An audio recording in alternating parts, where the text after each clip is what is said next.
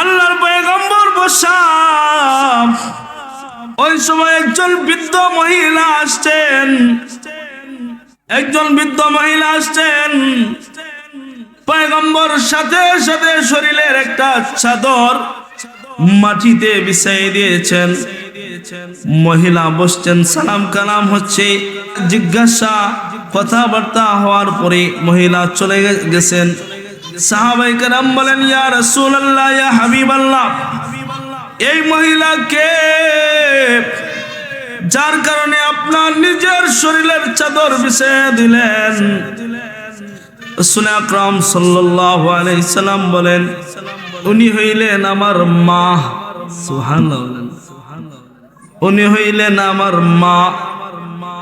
উনি আমার মা বলতে উনি হইলেন হালিমাতুস সাদিয়া, যিনি আমাকে দুধ পান করাইছেন। পেটে ধারণ করেন নাই, সামান্য দুধ পান করাইছেন। ওই মহিলাকে পয়গম্বর এই পরিমাণের সম্মান দিয়েছেন। আর তাহলে নিজের মারে কতটুকু সম্মান দেওয়া দরকার আছে না নাই? হালিমাতুস সাদিয়া রাদিয়াল্লাহু তাআলা আনহা সামান্য দুধ খাওয়ানোর জন্য এত মর্যাদা। এক সাহাবী এসে বলেন, ইয়া রাসূলুল্লাহ, ইয়া হাবিবাল্লাহ, আমি একটা বাচ্চাকে আমি পালন করছি, লালন পালন করছি, পালক আনছিলাম। এই বাচ্চাটা আস্তে আস্তে বড় হয়ে গেছে। পয়গম্বর বলেন, এই বাচ্চা কি তোমার স্ত্রী দুধ পান করছে? সাহাবী বলে, হ্যাঁ। পয়গম্বর বলেন, এই মেয়ের সাথে আপনার কোনো পর্দা হবে না, রেজাই বাই বোন হয়ে গেছে। অর্থাৎ যেই মার দুধ পান করবে ওই মার স্বামীর সাথে, অর্থাৎ বাবার সাথে ওই পালক মেয়ের কোনো কি হবে না, পর্দা লাগবে না, ভাইয়ের সাথে পর্দা লাগবে না। যেভাবে আপন ভাই চলাফেরা করে, যেভাবে আপন বোন চলাফেরা করে, এইভাবে দুধ ভাই বোন চলাফেরা হবে। সুবহানাল্লাহ বলেন। সামান্য দুধের বিনিময়ে, সামান্য দুধ খাওয়ার বদৌলতে আল্লাহ তাআলা আপন ভাই বোনের সম্পর্ক বানাই দেন। সুবহানাল্লাহ। ওই সাহাবী এই দুধ পানটা হবে সময়ে, যে সময় দুধ পানটা হবে, একটা শিশু বাচ্চাকে 2 বছর দুধ পান করানো। কয় বছর? ওই 2 বছরের ভিতরে যদি কোনো শিশু অন্য কোন নারীর 1 ফোঁটা হোক 2 ফোঁটা হোক যদি দুধ পান করে, ওই নারীর সাথে তার কোনো পর্দা লাগবে না। আরেকজন সাহাবী এসে বলেন, ইয়া রাসূলুল্লাহ, ইয়া হাবিবাল্লাহ, আমি একটা ছেলেকে বড় এনে লালন পালন করছি, পালক আনছি। এখন ওই ছেলে বড় হয়ে গেছে, 15-16 বছর হয়ে গেছে। এই ছেলে আমার স্ত্রী দুধ পান করে নাই। পয়গম্বর বলেন, পয়গম্বরকে সাহাবী বলেন, ওই বাচ্চা সারা আমার স্ত্রীও বাঁচবে না, ওই বাচ্চাও আমার স্ত্রী সারা বাঁচবে না। পয়গম্বর আপনি কোন একটা সমাধান করে দেন। পয়গম্বর বলেন, যাও যাও, গিয়া তোমার স্ত্রীর স্তন থেকে 2-3 ফোঁটা দুধ বাইর কইরা ওই ছেলেকে খাওয়াই দাও। আমি পয়গম্বর তোমার পরিবারের জিম্মাদারি নিয়ে নিলাম।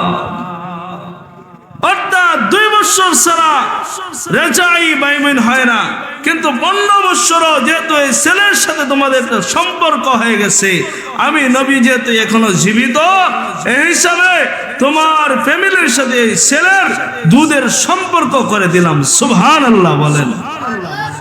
এটা রাসূলের শরীয়ত। রাসূলের কি শরীয়ত? হঠাৎ একদিন পয়গম্বর যুদ্ধের ময়দান থেকে আসছেন। সামনে একজন নারী এসে বলেন, হে মুহাম্মদ, হাত বাড়াও, তোমার সাথে মুসাফাহা করব। হে মুহাম্মদ, হাতটা বাড়াও, তোমার সাথে মুসাফাহা করব। একজন নারী বলতেছে। পয়গম্বর ডরাই গেছেন। আরে নারী রাস্তার মধ্যে আমাকে এরকম ব্যবহার করতেছে কেন? এরকম ব্যবহার করে কিছু হিজড়া ভাই বোন আছে, কথা কোন ঠিক কিনা? রাস্তাঘাটে আক্রমণ করে কিনা, বাড়িতে আক্রমণ করে কিনা? আমি এদেরকে দোষী না, এদেরকে কর্মসংস্থার ব্যবস্থা করে দেওয়া জরুরি। এরা বিভিন্ন বিয়ার সাথে গিয়ে চাঁদাবাজি করে আসে না নাই? না দিলে ইজ্জত নষ্ট করে দেয়, ছেলে মেয়ের সামনে অলঙ্গ হয়ে যায়, আসে না নাই? এদেরকে এই সমাজ থেকে বিতাড়িত করা দরকার, আছে না নাই? ইজ্জত সম্মান সবার আছে। আমি হিজড়া ভাই বোনদেরকে বলি, তোমরা ছেলে হও মেয়ে হও, যেই লিঙ্গের হও না কেন, সেই লিঙ্গের হইয়া তোমরা কর্মসংস্থা, বিভিন্ন কোম্পানি আছে, বিভিন্ন গার্মেন্টস আছে, বিভিন্ন ফ্যাক্টরি আছে, এগুলাতে কাজে যাও, কথা কোন ঠিক কিনা? এগুলা করে না। ওই মহিলা নবীর সামনে এসে বলে, মোহাম্মদ হাত বাড়াও, মুসাফা করব। আর যদি হাত না বাড়াও তাহলে তোমার সাথে মা একা করবো, মানে বুকে জড়াই ধরবো। সুবহানাল্লাহ বলেন না? রাসূল রয়ে গেছেন, সাহাবায়ে কেরাম উত্তেজিত হয়ে গেলেন। একজন অপরিচিত নারী নবীর সাথে এরকম ব্যবহার করতেছে কেন?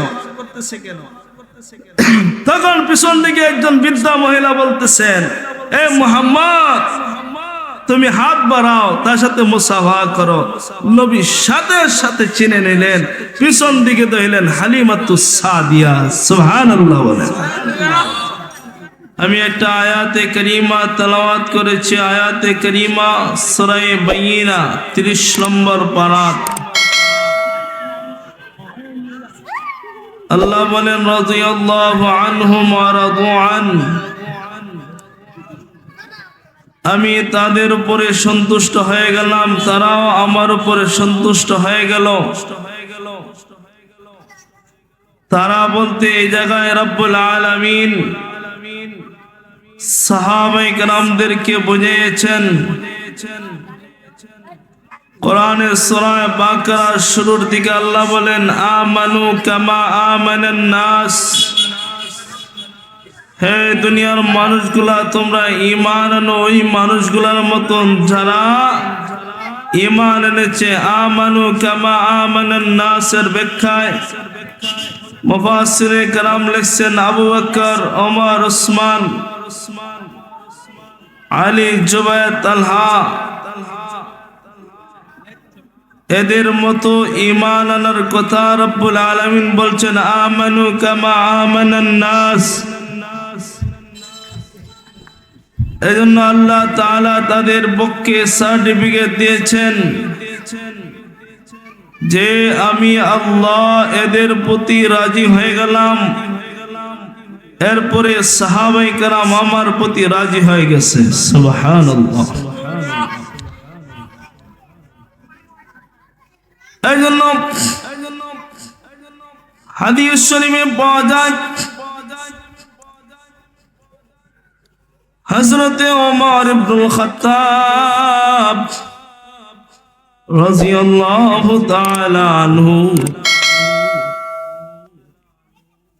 হযরতে হুযায়ফাতুল ইয়ামান রাদিয়াল্লাহু তাআলা আনহুকে বলেন, হে হুযায়ফা, তোমার কাছে পয়গম্বর মুনাফিকদের তালিকা দিয়েছেন, এই তালিকায় কি আমি ওমরের নাম আছে কিনা? ওমর রাদিয়াল্লাহু তাআলা আনহু হুযায়ফাতুল ইয়ামান ডাক দিয়ে বলেন, খলিফাতুল মুসলিমিন, পয়গম্বর আমার কাছে দেওয়ার পরে পয়গম্বর নিষেধ করেছেন কারো কাছে যাতে তাদের নাম বর্ণনা না করি। এ খলিফাতুল মুসলিমিন ওমর, তোমার নাম যদি এই জায়গায় থাকে, এরপরও আমি আপনাকে বলতে পারবো না। খলিফাতুল মুসলিমিন ওমর এরপরে নিজেকে সান্ত্বনা দেওয়ার জন্য বলেন, হে হুযায়ফা,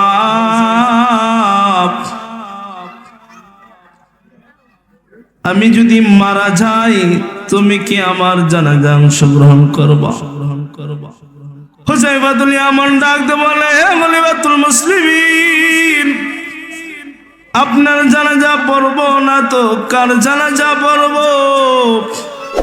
আপনার জানাজা অবশ্যই আমি অংশগ্রহণ করব। খলিফাতুল মুসলিমিন ওমর রাদিয়াল্লাহু তাআলা আনহু বলেন, আপনার এই কথা শুনে আমার অন্তরটা কিছু শান্ত হয়েছে, কারণ আমি দেখেছি মুনাফিক যতজন মারা গেছে এদের একজনের জানাজায় আপনি অংশগ্রহণ করেন নাই। এটার দ্বারা প্রমাণ হয় আমার নাম হয়তো মুনাফিকের খাতায় নাই। হুযায়ফাতুল ইয়ামান ডাকতে বলেন, হে খলিফাতুল মুসলিমিন, আমি তো আপনাকে এই কথা বলি নাই, আমি বলছি আপনার জানাজায় আমি অংশগ্রহণ করব। এই জন্য প্যারা নবী মুহাম্মদুর রাসূলুল্লাহ সাল্লাল্লাহু আলাইহি ওয়াসাল্লাম মায়ার উম্মতদেরকে ডাক দিয়ে বলেন, হে মায়ার উম্মতের পুরুষ আর নারী, যারা 40 দিন তাকবীরে উলার সাথে নামাজ পড়বে, যারা 40 দিন তাকবীরে উলার সাথে নামাজ পড়বে, এদেরকে আল্লাহ তাআলা দুইটা পুরস্কার দিবেন। এক নম্বর হইল আল্লাহ তাআলা মুনাফিকের খাতা থেকে তার নাম আল্লাহ তাআলা বাদ দিয়ে দিবেন। দুই নম্বরটা হইল আল্লাহ তাআলা 40 দিন যে মানুষটা তাকবীরে উলার সাথে নামাজ পড়লো ওই মানুষটাকে আল্লাহ তাআলা জান্নাতবাসী বানাবেন। এই জন্য মায়ার উম্মতের পুরুষ মসজিদে গিয়ে তাকবীরে উলার সাথে নামাজ পড়বে, মায়ার উম্মতের নারীরা ঘরের মধ্যে আউয়াল ওয়াক্তে আপনারা নামাজ আদায় করবেন, আল্লাহ তাআলা আপনাদেরকে এই ফজিলত দিয়ে দিবে। খলিফাতুল মুসলিমিন ওমর মুনাফিকের খাতায় নাম উঠছে কিনা এই বয়ান ধরে হুযায়ফাতুল ইয়ামানকে ডাক দিয়ে বলেন, আপনি যেহেতু আমার জানাজায় অংশগ্রহণ করবেন এই জন্য বোঝা গেল আমার নাম মুনাফিকের খাতায় নাই। আজও অনেক মানুষের জানাজায় অনেক উলামায়ে কেরাম অংশগ্রহণ করে না। কেন করে না? এই জীবনে সুদ খেয়েছে, এই জীবনে জিনা করছে, এই জীবনে প্রকাশ্যে পাপাচারে লিপ্ত ছিল। এই সমস্ত মানুষগুলা জানাজায় উলামায়ে কেরাম এমনকি সম্মানী মানুষগুলো জানাজায় অংশগ্রহণ করে না। এই জন্য কেউ যদি বিষ পান করে মারা যায়, কেউ যদি পাশ লেগে মারা যায়, কেউ যদি নিজে আত্মহত্যা করে, ওই মানুষের জানাজা মসজিদের ইমাম সাহেব পড়াবে না। এই মানুষের জানাজা সম্মানী মানুষগুলা জানাজায় অংশগ্রহণ করবে না। এই মানুষটা কুত্তা মারা মরছে, এই মানুষের জানাজা এবারে সমাজে সবচেয়ে বাদ নিকৃষ্টতম মানুষগুলা জানাজা পড়াবে। কথা কোন ঠিক কিনা? এই জন্য খলিফাতুল মুসলিমিন ওমর রাসূল সাল্লাল্লাহু আলাইহি ওয়াসাল্লাম ওমরকে জান্নাতের সুসংবাদ দিয়েছেন। বুখারী রওয়ায়াতে আবু মুসা আশআরী রাদিয়াল্লাহু তাআলা আনহু বর্ণনা করেন যে পয়গম্বর একটা খেজুরের বাগানে গেছেন। বাগানে যাওয়ার পরে একটা কূপ আছে বাগানের ভিতরে। পয়গম্বর সেই কূপের পাড়ে বসে কূপের ভিতরে দুইটা পাও দিয়ে পয়গম্বর বসে গেলেন। আবু মুসা আশআরী রাদিয়াল্লাহু তাআলা আনহু দেখলেন পয়গম্বর এই খেজুরের বাগানে এত শান্তি পাইতেছেন, আবু মুসা আশআরী নিজে খেজুরের বাগানের গেটের মধ্যে বসে গেলেন। পয়গম্বর যেহেতু খেজুরের বাগানে বসা, পয়গম্বরকে যাতে কেউ ডিস্টার্ব না দেয়, এই জন্য আবু মুসা আশআরী রাদিয়াল্লাহু তাআলা আনহু খেজুরের বাগানের পাহারাদার হয়ে গেলেন। একটু পরে দেখেন আবু বকর সিদ্দিক রাদিয়াল্লাহু তাআলা আনহু আসছেন। আবু বকর সিদ্দিক রাদিয়াল্লাহু তাআলা আনহু সেই সালাম দিলেন। আবু মুসা আশআরী বলেন, আপনাকে আমি এই জায়গায় ঢুকাইতে পারবো না, আমি আগে পারমিশন নিতে হবে। পারমিশন যদি পয়গম্বর দেন তাহলে আপনাকে ঢোকাবো। আবু মুসা আশআরী রাদিয়াল্লাহু তাআলা আনহু দৌড় দিয়ে পয়গম্বরের কাছে গেলেন। ইয়া রাসূলুল্লাহ, ইয়া হাবিবাল্লাহ, আবু বকর আসছে। আবু বকর অনুমতি চাইতেছে আপনার সাথে সাক্ষাৎ করার জন্য, আমি কি অনুমতি দিব? হাবিবে কিবরিয়া বললেন, আগে গিয়ে আবু বকরকে জান্নাতের সুসংবাদ দিবা। সুবহানাল্লাহ, সুবহানাল্লাহ। গিয়া বলবা আমি পয়গম্বর বলছি, আবু বকরকে আল্লাহ তাআলা জান্নাত দিবেন। বলেন সুবহানাল্লাহ। এরপর আবু বকরকে আমার কাছে নিয়ে আসবা। আবু মুসা আশআরী রাদিয়াল্লাহু তাআলা আনহু দৌড়ে আসছেন। এসে আবু বকর সিদ্দিককে বললেন, পয়গম্বর সুসংবাদ দিয়েছেন, আপনার জন্য আল্লাহ তাআলা জান্নাত অবধারিত করে রেখেছেন। আর আপনি পয়গম্বরের কাছে যাওয়ার জন্য পারমিশন দিয়েছেন। আবু বকর সিদ্দিক পয়গম্বরের সাথে সাক্ষাতের জন্য খেজুর বাগানে ঢুকলেন। খেজুর বাগানে ঢোকার পরে পয়গম্বরকে সালাম দিলেন। পয়গম্বর বললেন, আবু বকর আমার ডান দিকে বসো। আবু বকর পয়গম্বরের ডান দিকে বসছেন। পয়গম্বর যেভাবে কূপের উপরে বসছেন, পাও দুইটা কূপের ভিতরে রাখছেন, আবু বকর সেইভাবে রাখলেন। এরপরে একটু পরেই খলিফাতুল মুসলিমিন ওমর আসছেন। আসা সালাম দিলেন। আবু মুসা আশআরী বলেন, আপনাকে পারমিশন আমি দিতে পারবো না, আগে হাবিবে কিবরিয়া কি বলেন দেখি। দৌড়ে গেলেন হাবিবে কিবরিয়ার কাছে। ইয়া রাসূলুল্লাহ, ইয়া হাবিবাল্লাহ, এই মুহূর্তে হযরত ওমর ইবনুল খাত্তাব এসেছে। ওমর ইবনুল খাত্তাবের ব্যাপারে পয়গম্বর বলেন, আমার পরে যদি আল্লাহ কোনো পয়গম্বর বানাইতেন, আমার পরে যদি আর কোনো নবী পাঠাইতেন, আনা খাতামুন নবিয়্যিন লা নবিয়্য বাদ। عن عثمان بن عفان رضي الله تعالى عنه قال قال رسول الله صلى الله عليه وسلم أنا خاتم النبيين لا نبي بعد। আমি শেষ নবী, আমার পরে আর কোনো নবী নাই। হাবিবে কিবরিয়া বলেন, আমার পরে যদি আল্লাহ তাআলা কোনো পয়গম্বর বানাইতেন তাইলে ওমর ইবনুল খাত্তাবকে আল্লাহ তাআলা নবী বানাইতেন।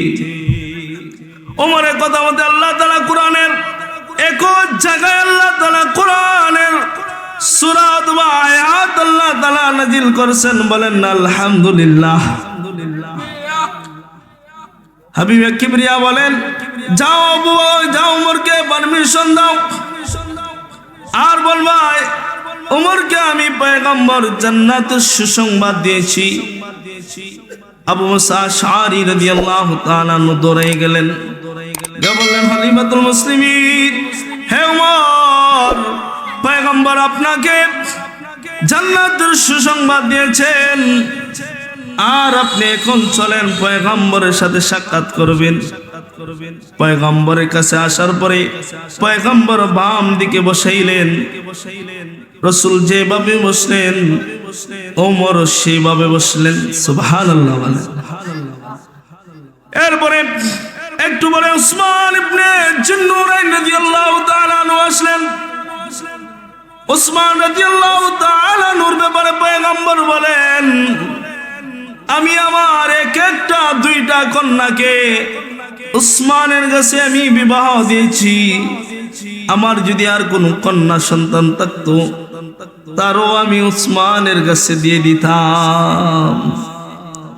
উসমান রাদিয়াল্লাহু তাআলা আনহু লজ্জা শরম এত বেশি ছিল, যে সময় মক্কা নগরীতে প্রতিটা ঘরে ঘরে দেবতার পূজা হইত, বিভিন্ন ধরনের পূজা হইত, মদ পান হইত, জিনা করা হইত। হযরতে উসমান গনি জিন্নুরাইন রাদিয়াল্লাহু তাআলা আনহু কোনদিন কোন মূর্তির সামনে মাথা নত করে না, কোনদিন মদ পান করে নাই, চিলায় অংশগ্রহণ করে নাই। ওই উসমান গনি জিন্নুরাইন যখন এসে বললেন, আবু মুসা আশআরী রাদিয়াল্লাহু তাআলা আনহু দৌড়ায় গেলেন, কে বলেন, ইয়া রাসূলুল্লাহ, ইয়া হাবিবাল্লাহ, এই মুহূর্তে উসমান আসছে আপনার সাথে সাক্ষাৎ করার জন্য। পয়গম্বর বলেন, তাকেও গিয়ে সুসংবাদ দাও, আল্লাহ তাআলা তার জন্য জান্নাত রেখেছেন, তাকে আল্লাহ তাআলা জান্নাত দিবেন, এটা সুসংবাদ দেওয়া। আর সাথে সাথে উসমানকে এটা বলবা, উসমানের জন্য ভবিষ্যতে একটা বিপদ আসবো, এই বিপদের সময় সে যেন ধৈর্য ধারণ করে। পয়গম্বরের এই বাণী গিয়া উসমান রাদিয়াল্লাহু তাআলা আনহুকে শুনাইলেন, উসমান, আল্লাহ আপনাকে জান্নাত দিবেন, কিন্তু ভবিষ্যতে আপনার একটা বিপদ আসবে, এই বিপদের সময় আপনি ধৈর্য ধারণ করতে হবে। হযরত উসমান গনি জিন্নুরাইন রাদিয়াল্লাহু তাআলা আনহুকে নিয়ে রাসূলের কাছে গেলেন। আবু বকর ডান দিকে বসলেন, ওমর বাম দিকে বসলেন। পয়গম্বরের সাইডের দিকে দেওয়ার কোনো জায়গা নাই। হযরত উসমান গনি জিন্নুরাইন রাদিয়াল্লাহু তাআলা আনহু পয়গম্বরের বরাবর সামন দিকে বসছেন। সুবহানাল্লাহ। আল্লাহর এক বান্দা সাঈদ ইবনে মুসাব্বার রাদিয়াল্লাহু রাহমাতুল্লাহি আলাইহি, হযরত সাঈদ রাদিয়াল্লাহু তাআলা আনহু বলেন, এইটা হইল কবরের সিলসিলা। সুবহানাল্লাহ বলেন। কারণ পয়গম্বর যে জায়গায় শুইছেন, আবু বকর ডান দিকে পয়গম্বরের, ওমর বাম দিকে পয়গম্বরের, আর জান্নাতুল বাকি হইল রাসূলের রওজা থেকে সামনের দিকে। সুবহানাল্লাহ।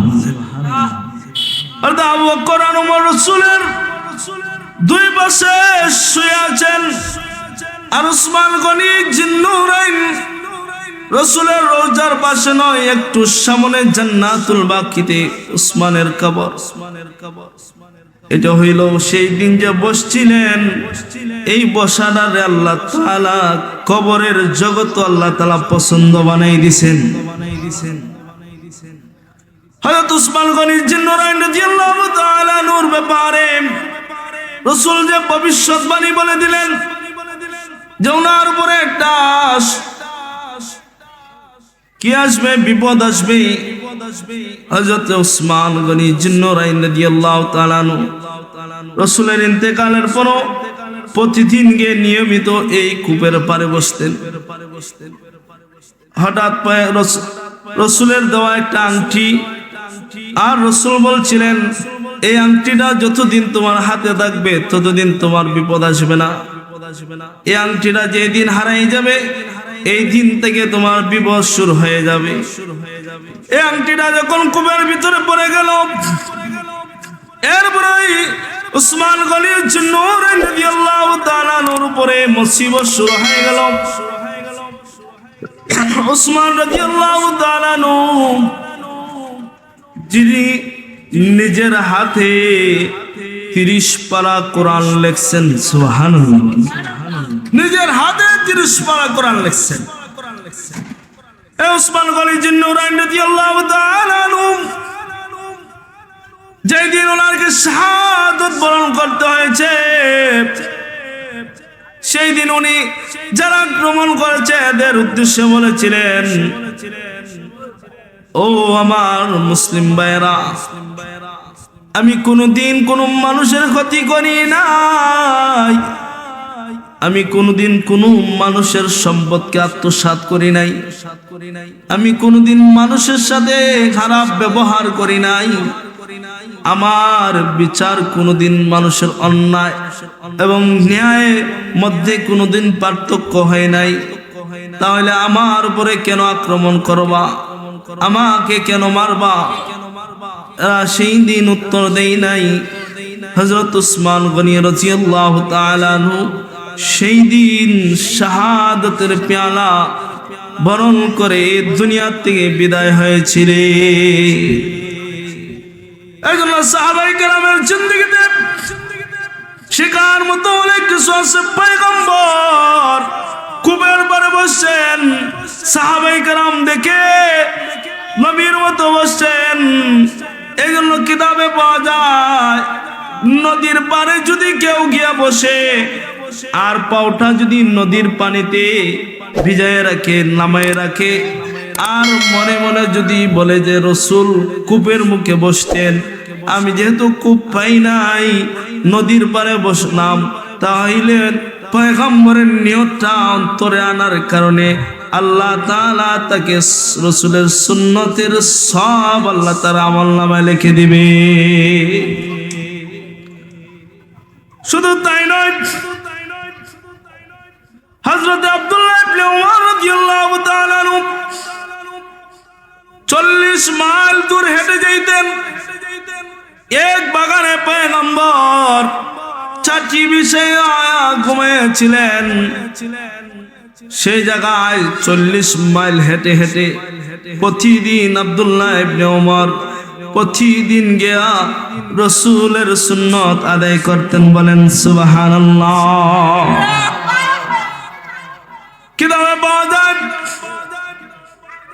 আল্লাহর পয়গম্বর বসা, ওই সময় একজন বৃদ্ধ মহিলা আসছেন।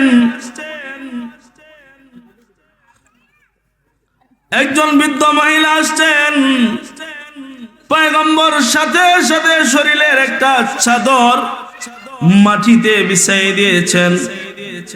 মহিলা বসছেন, সালাম কালাম হচ্ছে, জিজ্ঞাসা কথাবার্তা হওয়ার পরে মহিলা চলে গেছেন। সাহাবায়ে কেরাম বলেন, ইয়া রাসূলুল্লাহ, ইয়া হাবিবাল্লাহ, এই মহিলাকে যার কারণে আপনার নিজের শরীরের চাদর বিছিয়ে দিলেন। রাসূল আকরাম সাল্লাল্লাহু আলাইহি সাল্লাম বলেন, উনি হইলেন আমার মা। সুবহানাল্লাহ। উনি হইলেন আমার মা। উনি আমার মা বলতে উনি হইলেন হালিমাতুস সাদিয়া, যিনি আমাকে দুধ পান করাইছেন, পেট ধারণ করেন নাই, সামান্য দুধ পান করাইছেন। ওই মহিলাকে পয়গম্বর এই পরিমাণের সম্মান দিয়েছেন। আর তাহলে নিজের মারে কতটুক সম্মান দেওয়া দরকার আছে না নাই? হালিমাতুস সাদিয়া রাদিয়াল্লাহু তাআলা সামান্য দুধ খাওয়ানোর জন্য এত মর্যাদা। এক সাহাবী এসে বলেন, ইয়া রাসূলুল্লাহ, ইয়া হাবিবাল্লাহ, আমি একটা বাচ্চাকে আমি পালন করছি, লালন পালন করছি, পালক আনছিলাম। এই বাচ্চাটা আস্তে আস্তে বড় হয়ে গেছে। পয়গম্বর বলেন, এই বাচ্চা কি তোমার স্ত্রী দুধ পান করছে? সাহাবী বলে, হ্যাঁ। পয়গম্বর বলেন, এই মেয়ের সাথে আপনার কোনো পর্দা হবে না, রেজাই ভাই বোন হয়ে গেছে। অর্থাৎ যেই মার দুধ পান করবে ওই মার স্বামীর সাথে, অর্থাৎ বাবার সাথে ওই পালক মেয়ের কোনো কি হবে না, পর্দা লাগবে না, ভাইয়ের সাথে পর্দা লাগবে না। যেভাবে আপন ভাই চলাফেরা করে, যেভাবে আপন বোন চলাফেরা করে, এইভাবে দুধ ভাই বোন চলাফেরা হবে। সুবহানাল্লাহ বলেন। সামান্য দুধের বিনিময়ে, সামান্য দুধ খাওয়ার বদৌলতে আল্লাহ তাআলা আপন ভাই বোনের সম্পর্ক বানাই দেন। সুবহানাল্লাহ। ওই সাহাবী এই দুধ পানটা হবে সময়ে, যে সময় দুধ পানটা হবে, একটা শিশু বাচ্চাকে 2 বছর দুধ পান করানো। কয় বছর? ওই 2 বছরের ভিতরে যদি কোন শিশু অন্য কোন নারীর 1 ফোঁটা হোক 2 ফোঁটা হোক যদি দুধ পান করে, ওই নারীর সাথে তার কোনো পর্দা লাগবে না। আরেকজন সাহাবী এসে বলেন, ইয়া রাসূলুল্লাহ, ইয়া হাবিবাল্লাহ, আমি একটা ছেলেকে বড় এনে লালন পালন করছি, পালক আনছি। এখন ওই ছেলে বড় হয়ে গেছে, 15-16 বছর হয়ে গেছে। এই ছেলে আমার স্ত্রী দুধ পান করে নাই। পয়গম্বর বলেন, পয়গম্বরকে সাহাবী বলেন, ওই বাচ্চা সারা আমার স্ত্রীও বাঁচবে না, ওই বাচ্চাও আমার স্ত্রী সারা বাঁচবে না। পয়গম্বর, আপনি কোন একটা সমাধান করে দেন। পয়গম্বর বলেন, যাও যাও, গিয়া তোমার স্ত্রীর স্তন থেকে 2-3 ফোঁটা দুধ বাইর কইরা ওই ছেলেকে খাওয়াই দাও। আমি পয়গম্বর তোমার পরিবারের জিম্মাদারি নিয়ে নিলাম। অর্থাৎ 2 বছর ছাড়া রেজাই বাইমিন হয় না, কিন্তু 15 বছরও যেহেতু এই ছেলের সাথে তোমাদের একটা সম্পর্ক হয়ে গেছে, আমি নবী যেহেতু এখনো জীবিত, এই হিসাবে তোমার ফ্যামিলির সাথে এই ছেলের দুধের সম্পর্ক করে দিলাম। সুবহানাল্লাহ বলেন। এলো রাসূলের শরীয়ত। রাসূলের কি শরীয়ত? হঠাৎ একদিন পয়গম্বর যুদ্ধের ময়দান থেকে আসছেন, সামনে একজন নারী এসে বলেন, হে মুহাম্মদ, হাত বাড়াও, তোমার সাথে মুসাফাহা করব। হে মুহাম্মদ, হাতটা বাড়াও, তোমার সাথে মুসাফাহা করব। একজন নারী বলতেছে। পয়গম্বর ডরাই গেছেন, আরে নারী রাস্তার মধ্যে আমাকে এরকম ব্যবহার করতেছে কেন? এরকম ব্যবহার করে কিছু হিজরা ভাই বোন আছে, কথা কোন ঠিক কিনা? রাস্তাঘাটে আক্রমণ করে কিনা, বাড়িতে আক্রমণ করে কিনা, আমি এদেরকে দোষী না, এদেরকে কর্মসংস্থার ব্যবস্থা করে দেওয়া জরুরি। এরা বিভিন্ন বিয়ার সাথে গিয়ে চাঁদাবাজি করে আসে না নাই? না দিলে ইজ্জত নষ্ট করে দেয়, ছেলে মেয়ের সামনে অলঙ্গ হয়ে যায়, আসে না নাই? এদেরকে এই সমাজ থেকে বিতাড়িত করা দরকার, আছে না নাই? ইজ্জত সম্মান সবাই আছে। আমি হিজরা ভাই বোনদেরকে বলি, তোমরা ছেলে হও মেয়ে হও, যেই লিঙ্গের হও না কেন, সেই লিঙ্গের হইয়া তোমরা কর্মসংস্থা, বিভিন্ন কোম্পানি আছে, বিভিন্ন গার্মেন্টস আছে, বিভিন্ন ফ্যাক্টরি আছে, এগুলাতে কাজে যাও, কথা কোন ঠিক কিনা? এগুলা করে না। ওই মহিলা নবীর সামনে এসে বলে, মুহাম্মদ, হাত বাড়াও, মুসাফা করব। আর যদি হাত না বাড়াও তাহলে তোমার সাথে মালাকা করব, মানে বুকে জড়াই ধরবো। সুবহানাল্লাহ বলেন না? রাসূল ডরে গেছেন, সাহাবায়ে কেরাম উত্তেজিত হয়ে গেলেন।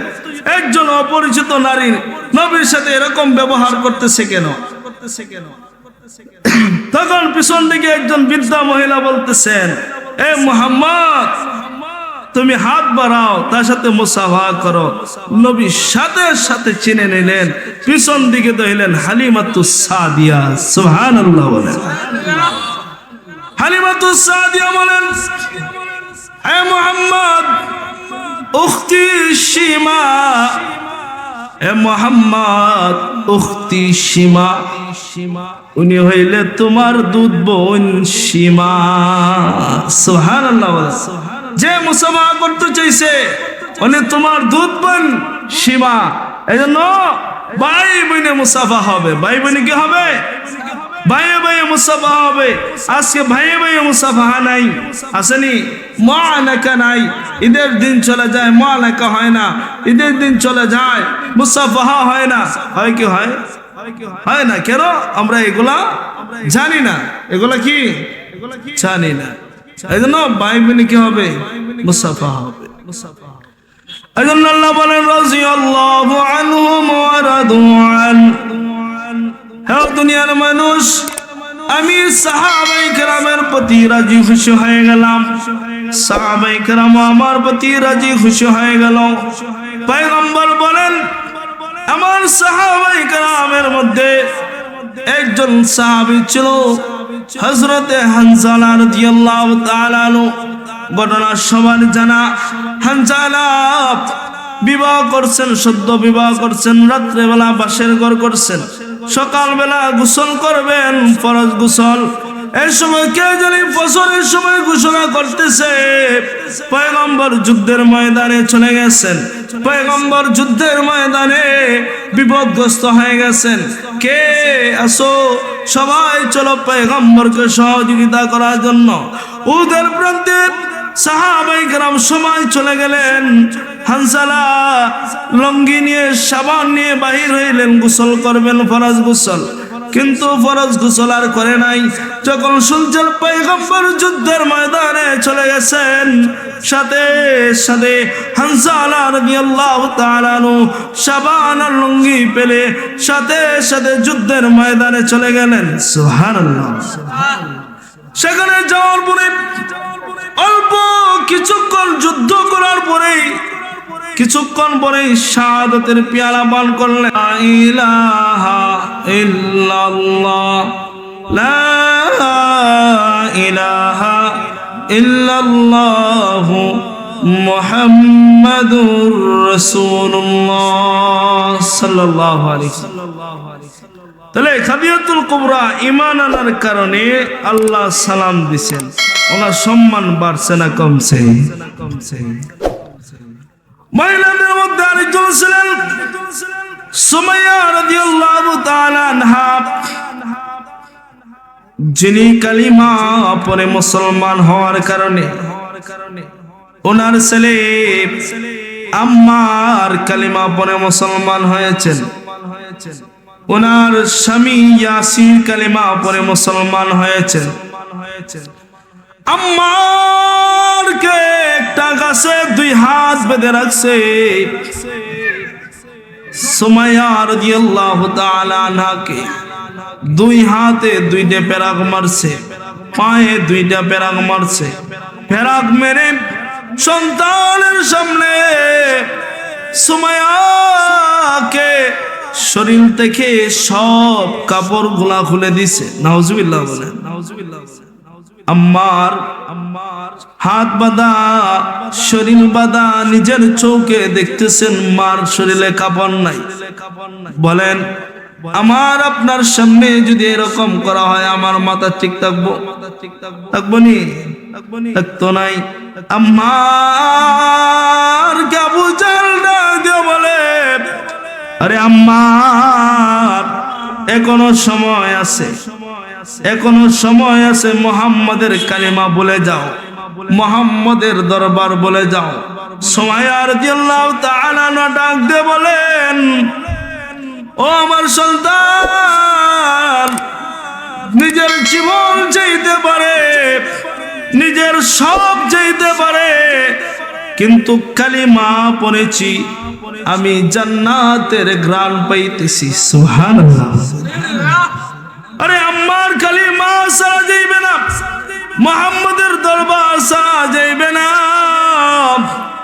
আমার জীবন চলে যাইতে পারে, তোমার জীবন চলে যাইতে পারে, এরপরও কাফের কুফফারদের কাছে আমরা নত হব না। সুবহানাল্লাহ। ওই সময় আবু জেহেল একটা বর্ষা দিয়ে সুমাইয়া রাদিয়াল্লাহু তাআলা আনহার লজ্জাস্থানে আঘাত করে সুমাইয়াকে চিরতরের জন্য কালিমা শাহাদাত সহ দুনিয়া থেকে চিরতরে বিদায় করে দিল। এরপরও নিজের ঈমান বিক্রি করে নাই। এজন্য আল্লাহ বলেন আমানু কামা আমানান নাস। ও দুনিয়ার মানুষ, ওই মানুষগুলার মতো ঈমান আনো যেই মানুষগুলা ঈমান এনেছিল, যেই মানুষগুলা ঈমান এনেছিল। এই মানুষগুলা আবু বকর সিদ্দিক রাদিয়াল্লাহু তাআলা আনহুর ব্যাপারে কিতাবে পাওয়া যায়। আবু বকর সিদ্দিক রাদিয়াল্লাহু তাআলা আনহু পয়গম্বরের সাথে এমন ভাবে সম্পর্ক ছিল যে সম্পর্কের ব্যাপারে কিতাবে পাওয়া যায় আবু বকর সিদ্দিক রাদিয়াল্লাহু তাআলা আনহু শুনলেন পয়গম্বরের ইন্তেকাল হয়ে গেছে, সাথে সাথে আবু বকর বলেছিলেন, হায় রে নবী আর দুনিয়াতে নাই। সাথে সাথে আবু বকরের ভিতরের কলিজা পুড়ে গেছে। সুবহানাল্লাহ বলেন, হায় রে নবী আর দুনিয়াতে নাই। একথা বলার কারণে ভিতরের কলিজা পুড়ে গেছে। সাহাবায়ে কেরাম বলেন কিতাবে পাওয়া যায় যে আবু বকর যখন আমাদের সাথে কথা বলতো তখন ভিতর থেকে কলিজা পুরা গন্ধ বাহির হইত। আবু বকর যখন উপরে সামিয়ানা আম পালাইতো তখন উপরে সামিয়ানা কলিজা পুরা গন্ধে আর কালারে সামিয়ানা কালার হয়ে গেছে। সুবহানাল্লাহ। ওই আবু বকর সিদ্দিক রাদিয়াল্লাহু তাআলা আনহু ওনার আমলের ব্যাপারে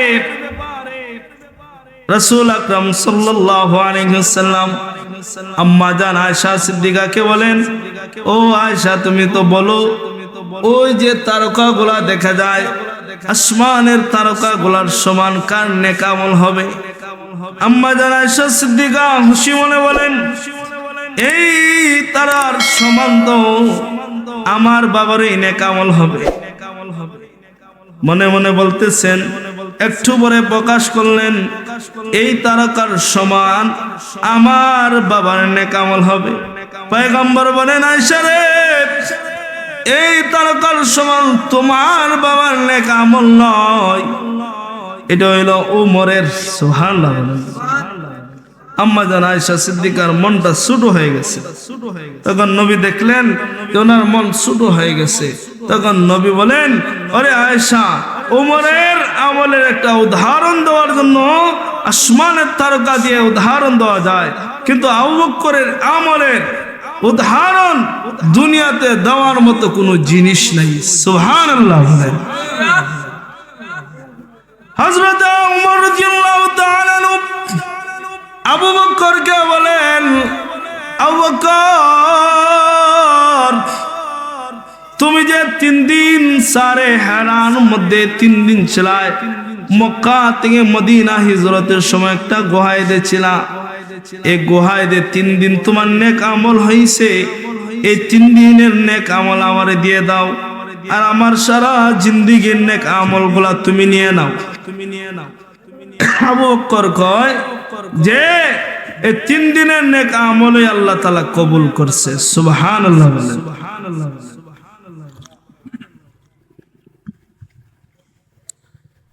হে ওমর, এই 3 দিনের নেক আমল আমি দিতে পারবো না। এই 3 দিনের নেক আমল কি ছিল? রাসূল 6 মাস আগে আবু বকরকে বলছিলেন, আবু বকর হয়তোবা যে কোনো একদিন মক্কা থেকে মদিনা হিজরত করতে হবে রাত্রে বেলায়। কোন সময়? রাত্রে বেলা হিজরত করা লাগবে।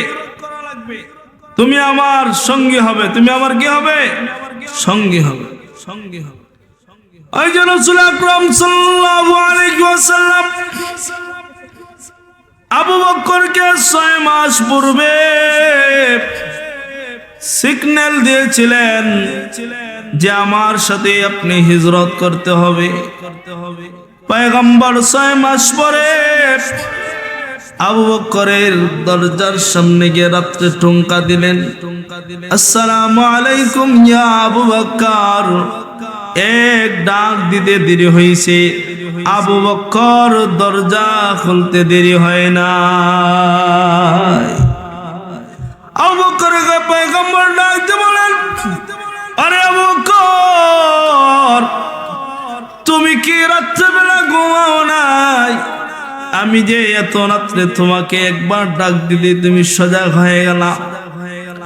আবু বকর ডাক দিয়ে বলে, ইয়া রাসূলুল্লাহ, ইয়া হাবিবাল্লাহ, আপনি 6 মাস পূর্বে যখন আমাকে বলছিলেন মক্কা থেকে মদিনা হিজরত করতে হবে, ওই সময় থেকে আমি আবু বকর রাত্রেবেলা কোনোদিন এই পিঠ আর বিছনায় লাগাই না। কোন দিন জানি পয়গম্বর আমার দরজার সামনে দাঁড়ায় আমাকে ডাক দেবে। পয়গম্বর এক ডাক দেওয়ার পরে যদি দ্বিতীয় ডাক দেয়, পয়গম্বরের সাথে বেয়াদবি হয়ে যাবে। এই জন্য পয়গম্বরকে দ্বিতীয় ডাক দেওয়ার সুযোগ দেওয়া যাবে না। এই জন্য পয়গম্বরের সম্মানার্থে আমি কোনোদিন ঘুমাই না। ওই পয়গম্বর বলেন, আল উলামা ওয়ারাসাতুল আম্বিয়া, উলামায়ে কেরাম নবীগণের ওয়ারিস।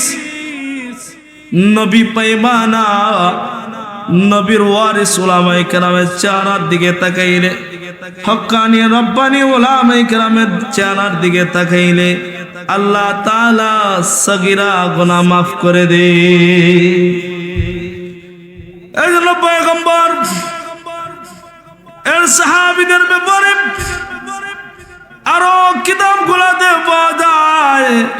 আল্লাহ তাআলা বলেন, আমানু কামা আমানান নাস।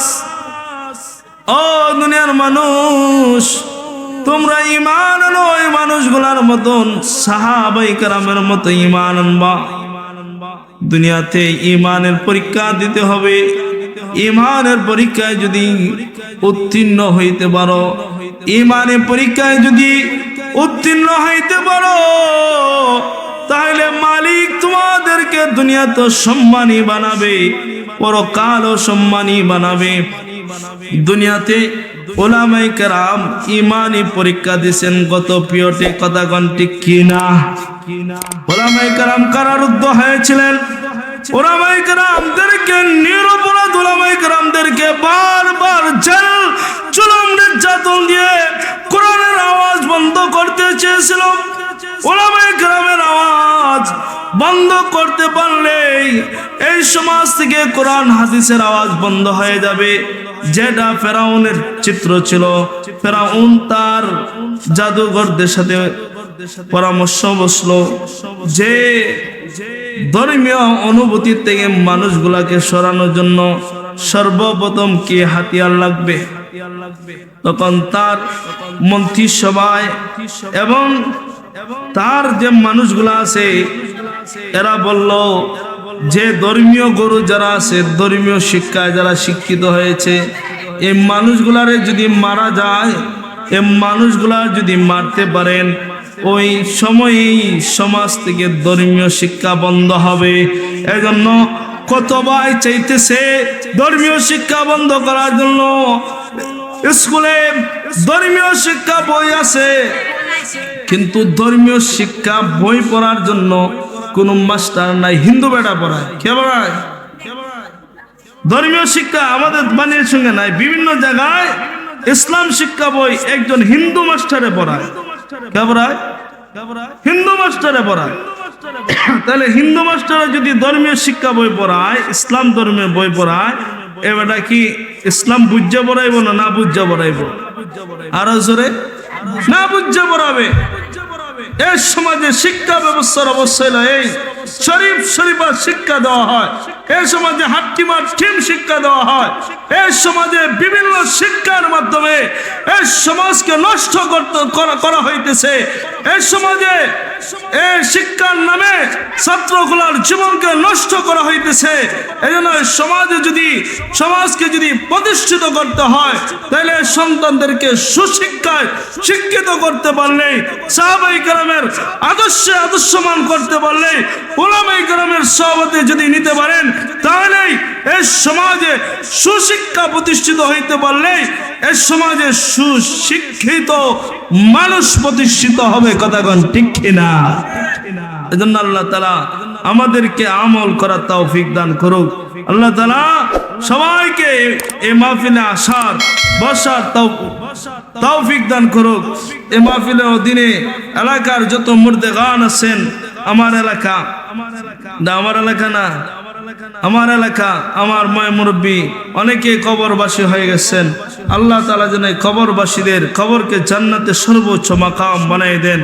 আর যারা জীবিত আছেন তাদেরকে হায়াতে তৈয়বা দান করেন। যারা অসুস্থ আছেন তাদেরকে আল্লাহ যেন শিফা আজিলা আল্লাহ তাআলা দান করেন। আমিন। ওয়া আখিরু দাওয়ানা আলহামদুলিল্লাহি রাব্বিল আলামিন। আসসালামু আলাইকুম ওয়া রাহমাতুল্লাহ।